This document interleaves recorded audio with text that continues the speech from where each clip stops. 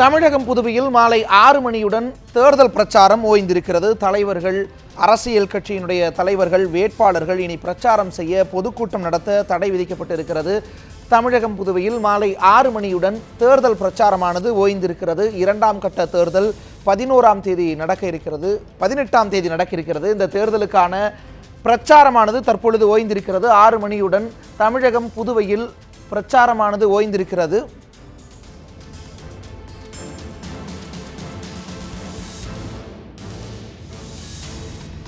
தமிழகம் புதுவையில் பொதுக்கூட்டம், ஊர்வலம், பேரணி, பிரச்சாரம் உள்ளிட்ட தேர்தல் சம்பந்தமான எந்தவிதமான காரியத்திற்கும் அரசியல் கட்சிகள் ஈடுபட தடை தற்போதிலிருந்து அமலாகிறது. மேலும் தொகுதிக்கு சம்பந்தமில்லாத நபர்கள் தொகுதியிலிருந்து வெளியேறுவதற்கான உத்தரவும் இந்த நொடியிலிருந்து அமலாகிறது. தமிழகம் புதுவையில் பிரச்சாரமானது ஓய்ந்திருக்கின்றது. 2ஆம் கட்ட தேர்தல் நாளை மறுதினம் நடக்க இருக்கின்றது. இந்தியா முழுக்க 2ஆம் கட்ட தேர்தல் நடக்க இருக்கக்கூடிய பகுதிகளில் பிரச்சாரமானது இன்று மாலை 6 மணியுடன் ஓய்ந்திருக்கிறது. தமிழகம் புதுவையில் 40 தொகுதிகளுக்கும் சேர்த்து நாளை மறுதினம் தேர்தலானது நடக்க இருக்கிறது. அந்த தேர்தலுக்கான பிரச்சாரம் ஓய்ந்திருக்கிறது. தொலைக்காட்சிகள், சமூக ஊடகங்கள் மூலமும் பிரச்சாரம் செய்யக்கூடாது என்ற உத்தரவு பிறப்பிக்கப்பட்டிருக்கிறது. மேலும் செல்பேசி உள்ளிட்ட டிஜிட்டல் வகையிலான பிரச்சாரத்திற்கும் தடையானது அமல்படுத்தப்படுகிறது.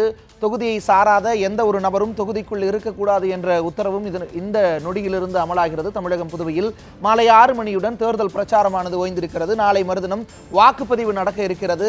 இந்த வாக்குப்பதிவுக்கான தேர்தல் பிரச்சாரங்கள் கடந்த சில வாரங்களாக தொடர்ந்து நடந்து வந்தது. இந்த பிரச்சாரமானது தற்பொழுது ஓய்ந்திருக்கின்றது. இனி பிரச்சாரம் செய்வதற்கு தடையானது பிறப்பிக்கப்படுகிறது. தேர்தல் சம்பந்தமாக தலைவர்களோ வேட்பாளர்களோ பேசுவதற்கும் தடை விதிக்கப்படுகிறது. தொலைக்காட்சியின் வாயிலாக, செய்தி ஊடகங்கள் வாயிலாகவும் பேசுவதற்கு தடை விதிக்கப்படுகிறது. மேலும் சமூக ஊடகங்கள், ட்விட்டர், ஃபேஸ்புக் உள்ளிட்ட சமூக வலைதளங்களின் வாயிலாகவும் பிரச்சாரத்திற்கானது தடை விதிக்கப்படுகிறது. தேர்தல் சம்பந்தமான விளம்பரங்களை ஒளிபரப்பவும் இந்த தடையானது அமல்படுத்தப்படுகிறது.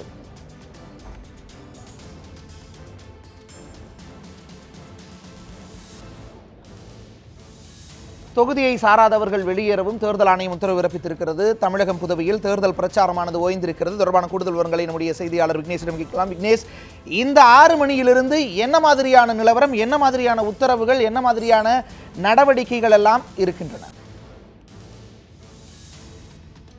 தேவேந்திரன், மக்களவை பொதுத் தேர்தல் மற்றும் சட்டமன்ற இடைத்தேர்தலுக்கான வாக்குப்பதிவானது 18/4/2019 அன்று நடைபெற இருக்கிறது. இதற்காக 48 மணி நேரங்களுக்கு முன்னதாக, சரியாக சொல்ல போனால் இன்று மாலை 6 மணியுடன் அரசியல் கட்சி தலைவர்களுடைய பிரச்சாரமானது ஓய்ந்திருக்கிறது. அதற்கு தடையும் விதித்து தேர்தல் ஆணையமானது உத்தரவிடப்பட்டிருக்கிறது. கடந்த 10 நாட்களுக்கு மேலாக முதலமைச்சர், துணை முதலமைச்சர், எதிர்க்கட்சி தலைவர் உட்பட பல்வேறு அரசியல் கட்சி தலைவர்கள் தங்களது சார்பில் நிறுத்தப்பட்டிருக்கக்கூடிய வேட்பாளர்களை ஆதரித்து பிரச்சாரம் செய்திருக்கிறார்கள். இந்த நிலையில் 6 மணியுடன் பிரச்சாரம் ஓய்ந்திருக்கக்கூடிய இந்த நிலையில் தேர்தல் ஆணையம் பல்வேறு கட்டுப்பாடுகளை அரசியல் கட்சி தலைவர்களுக்கு விதித்திருக்கிறது. அதன் அடிப்படையில் தேர்தல் தொடர்பாக எந்த ஒரு பொதுக்கூட்டத்தையோ ஊர்வலத்தையோ யாரும் ஒருங்கிணைக்கவோ, நடத்தவோ அல்லது அதில் பங்கேற்றவோ கூடாது என அறிவிக்கப்பட்டிருக்கிறது. தொடர்ந்து எந்த ஒரு தேர்தல் விவகாரத்தையும் திரைப்படம், தொலைக்காட்சி, ரேடியோ, வாட்ஸ்அப், முகநூல் உள்ளிட்ட அனைத்து சமூக வலைதளங்கள் மூலமாகவும் பொதுமக்களுக்கு எடுத்துரைக்கும் வகையில் இருக்கக்கூடாது என்ற ஒரு தகவலையும் தேர்தல் ஆணையமானது பிறப்பித்திருக்கிறது. பொதுமக்களுடைய எந்த ஒரு நபரும் ஈர்க்கின்ற வகையில் ஏதேனும் அரசியல் கட்சி சார்பில் இசை நிகழ்ச்சியோ அல்லது திரையரங்க செயல்பாடுகளோ உள்ளிட்ட எந்த ஒரு கேளிக்கை பொழுதுபோக்கு நிகழ்ச்சியும் நடத்தக்கூடாது எனவும் தேர்தல் ஆணையமானது உத்தரவிட்டிருக்கிறது.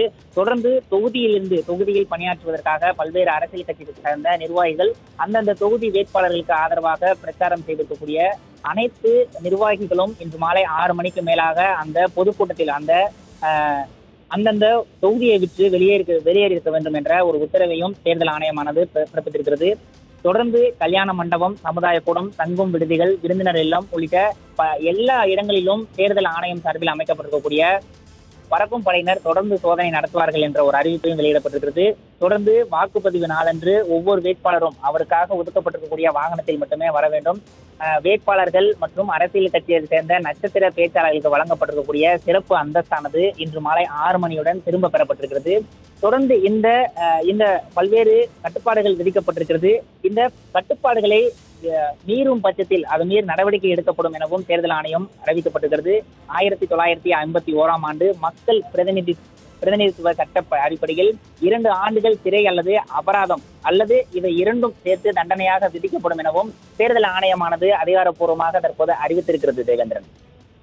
விக்னேஷ், இது குறித்த தண்டனை விவரங்களையும் பதிவு செஞ்சிருக்கிறீங்க. அதை தாண்டி இந்த விதிமுறைகளை எல்லாம் மீறும் பட்சத்தில் என்ன மாதிரியான நடவடிக்கைகள், குறிப்பாக தகுதி நீக்கம் செய்யப்படுதல் உள்ளிட்ட நடவடிக்கைகள் எடுப்பதற்கான வாய்ப்புகள் கூட இருக்குதா?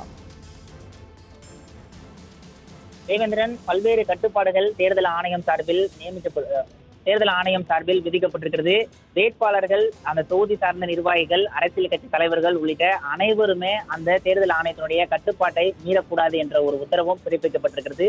தொடர்ந்து அரசியல் கட்சி தலைவர்கள், அமைப்புகள் மட்டுமல்லாது பொதுமக்களும் தேர்தல் ஆணையத்தினுடைய அறிவுறுத்தல்களை பின்பற்ற வேண்டும் எனவும் தேர்தல் ஆணையம் சார்பில் தற்போது அறிவுறுத்தல்கள் விடப்பட்டு வருகிறது. தொடர்ந்து 100% வாக்குப்பதிவை உறுதி செய்யும் வகையில் அனைத்து நடவடிக்கைகளும் எடுக்கப்பட்டிருப்பதாக தேர்தல் ஆணையம் அறிவித்திருக்கிறது. பல்வேறு கட்டுப்பாடுகளை மீறும் வகையில் தற்போதைய அறிவிப்பின் அடிப்படையில் மக்கள் பிரதிநிதித்துவ சட்டத்தின் அடிப்படையில் 2 ஆண்டுகள் சிறை அல்லது அபராதம் அல்லது இவை இரண்டையும் சேர்த்து தண்டனையாக விதிக்கப்படும் என்ற ஒரு அறிவிப்பு மட்டுமே தற்போது கிடைக்கப்பட்டிருக்கிறது. தேர்தல் ஆணையத்தினுடைய அறிவுறுத்தலின் அடிப்படையில் இன்று மாலை 6 மணியுடன் அனைத்து அரசியல் கட்சி தலைவர்களும் தங்களுடைய பிரச்சாரத்தை முடிவடைய செய்திருக்கிறார்கள். தொடர்ந்து அங்கங்கே தங்கியிருக்கக்கூடிய வெளி மாவட்ட பிரதிநிதிகளும் தற்போது தங்களுடைய சொந்த தொகுதியில் நோக்கி படையெடுத்து சென்று கொண்டிருக்கிறார்கள். கடந்த 15 நாட்களாக தமிழகம் முழுவதும் 39 நாடாளுமன்ற தொகுதி, 18 சட்டமன்ற இடைத்தேர்தல் உள்ளிட்ட பல்வேறு தொகுதிகளுக்கும் அரசியல் கட்சி தலைவர்கள் சூறாவளி சுற்றுப்பயணம் மேற்கொண்டிருக்கிறார்கள்.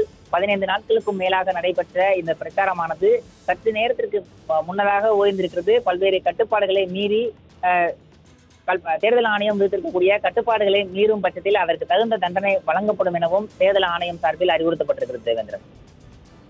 விக்னேஷ், தேர்தல் பிரச்சாரமானது ஓய்ந்திருக்கிறது. இந்த தருணத்தில் பல்வேறு கட்டுப்பாடுகளானதும் விதிக்கப்பட்டிருக்கு.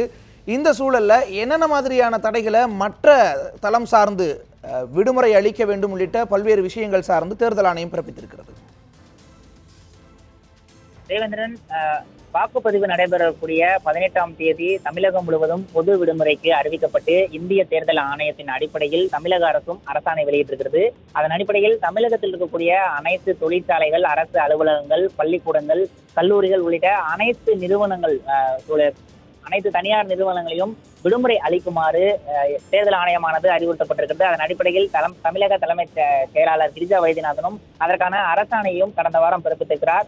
தொடர்ந்து இந்த விதிமுறைகளை பின்பற்றாத நிறுவனங்கள் மீது கடும் நடவடிக்கை எடுக்கப்படும் எனவும் தொழிலாளர் சட்டத்தின் அடிப்படையில் அவர்களுக்கு விதிக்கப்பட வேண்டிய அபராதம் குறித்தும் அறிவிப்பும் தற்போது தமிழக தலைமை தேர்தல் அதிகாரி சார்பில் வெளியிடப்பட்டிருக்கிறது. தொடர்ந்து தமிழக அரசு சார்பிலும் இந்திய தேர்தல் ஆணையம் சார்பிலும் வெளியிடப்பட்டிருக்கக்கூடிய அரசாணையின் அடிப்படையில் தமிழகம் முழுவதும் இருக்கக்கூடிய அனைத்து தொழிற்சாலைகள், தொழில் சார்ந்த நிறுவனங்கள் மற்றும் தொழில் நிறுவனங்கள் உள்ளிட்ட அனைத்து நிறுவனங்களுமே அங்கு பணியாற்றக்கூடிய ஊழியர்கள் நேரடியாக சென்று வாக்களிப்பதற்கு ஏதுவான சூழலை ஏற்படுத்தி தரும் வகையில் அன்றைய தினம் நாள் முழுவதும் விடுமுறை அளித்தாக வேண்டும் என்ற ஒரு உத்தரவையும் பிறப்பித்திருக்கிறது. தொடர்ந்து இந்த 100% வாக்குப்பதிவை உறுதி செய்யும் வகையில் இந்த நடவடிக்கை எடுக்கப்பட்டிருப்பதாக தமிழக தலைமை தேர்தல் அதிகாரி தெரிவித்திருக்கிறார். அவர் மீண்டும் ஒரு வேண்டுகோளையும் விடுத்திருக்கிறார். அனைத்து தொழிற்சாலைகளைச் சேர்ந்த, தொழில் நிறுவனங்களைச் சேர்ந்த அதிபர்கள் அனைவரும் தேர்தல் ஆணையத்துடைய உத்தரவுக்கு மதித்து அதனை மீறாத பட்சத்தில் அனைத்து பணியாளர்களுக்கும் அன்றைய தினம் பொது விடுமுறை அறிவிக்கப்பட்டிருப்ப அடிப்படையில் அன்றைய தினம் பொது விடுமுறையை முன்னிட்டு அனைத்து தொழிற்சாலைகளையும் விடுமுறை அளிக்க வேண்டும் என்ற ஒரு உத்தரவையும் தமிழக தலைமை தேர்தல் அதிகாரி சத்யபிரதா சாஹூ பிறப்பித்திருக்கிறார். தேவேந்திரன். தற்பொழுது நம்முடைய செய்தியாளர் விக்னேஷ் அளித்த தகவல்களை பார்த்தோம். தேர்தல் பிரச்சாரமானது ஓய்ந்திருக்கிறது. தேர்தல் நடவடிக்கைகள், நெறிமுறைகள் எல்லாம் அமலுக்கு வந்திருக்கின்றன. பொது இடங்களில் இனி கூடுவதற்கோ பிரச்சாரம் செய்வதற்கோ தடை விதிக்கப்பட்டிருக்கிறது. பொதுக்கூட்டங்கள், ஊர்வலங்கள் உள்ளிட்டவைகளுக்கும் தடை விதிக்கப்பட்டிருக்கிறது. மேலும் எந்த வகையிலான பிரச்சாரத்திற்கும் தடை விதிக்கப்பட்டிருக்கிறது. தொலைக்காட்சிகளில் விளம்பரங்களாகவோ, சமூக ஊடகங்களில் விளம்பரங்களாகவோ, பதிவுகளாகவோ பிரச்சாரம் மேற்கொள்வதற்கும் தடை விதிக்கப்பட்டிருக்கின்றது.